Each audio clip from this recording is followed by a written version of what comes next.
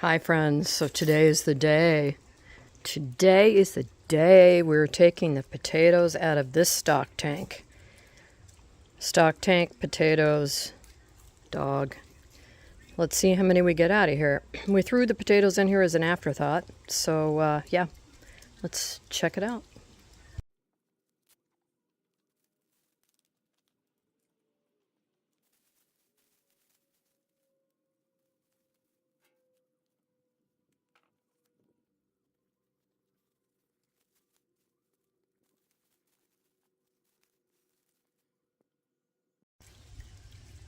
I wanted to show you this. So on the end of the roots, a lot of the time you'll see these tiny little potatoes. So there's there and here, all mixed up in these root systems.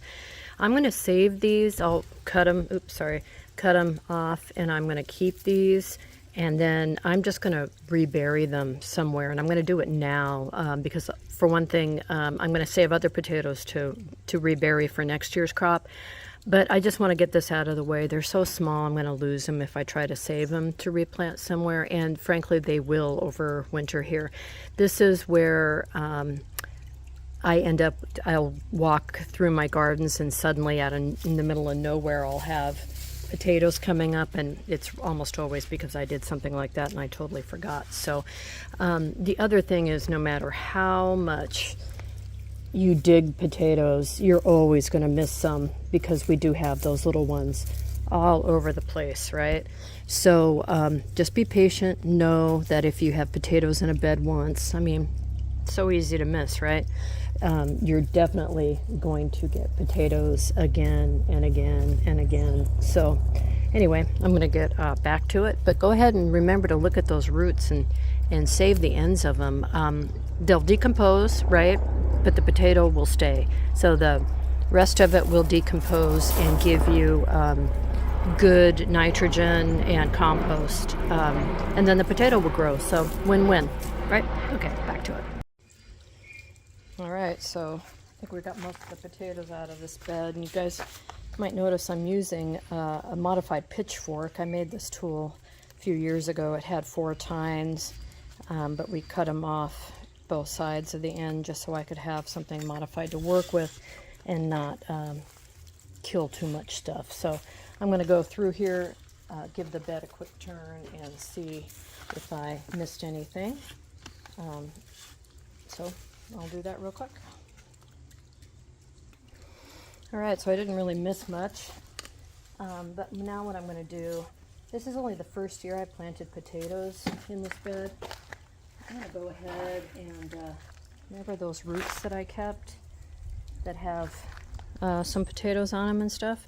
I'm going to go ahead and just bury those throughout this bed, so next year I'll have a nice amount of potatoes in this bed. You shouldn't really plant the same thing in the same bed or the same garden plot for too many years in a row. I think we all know that. But 2 years, that's okay. That's okay. The potatoes did pretty well here. The soil, it was new last year. This is one of my newer beds. So I'm just going to go with that. And that's too many in this section. So let me just...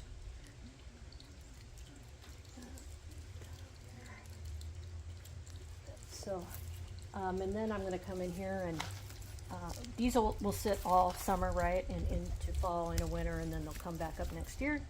But between now and then, I will probably plant something in here, or maybe some bigger tomatillos or tomatoes or something. So anyway, there's that bed done.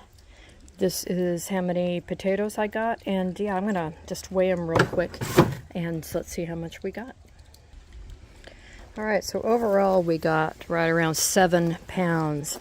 Now, potatoes always grow less than I think that they should. I don't know, I always have this imagination that I'm going to plant the crop and it's going to get gigantic. But for the amount of effort you put into growing a potato, which is almost nothing, you bury it, you leave it alone, you dig it up, ta-da, you're done.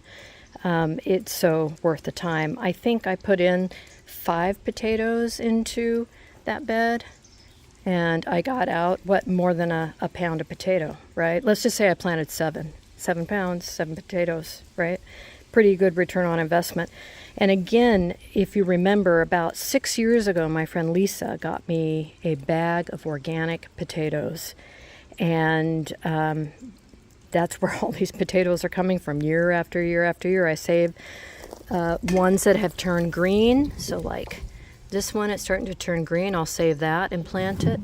And then some of these guys I do too. The bigger ones I just eat, but you know, these are pretty good size, so I'm pretty happy with it.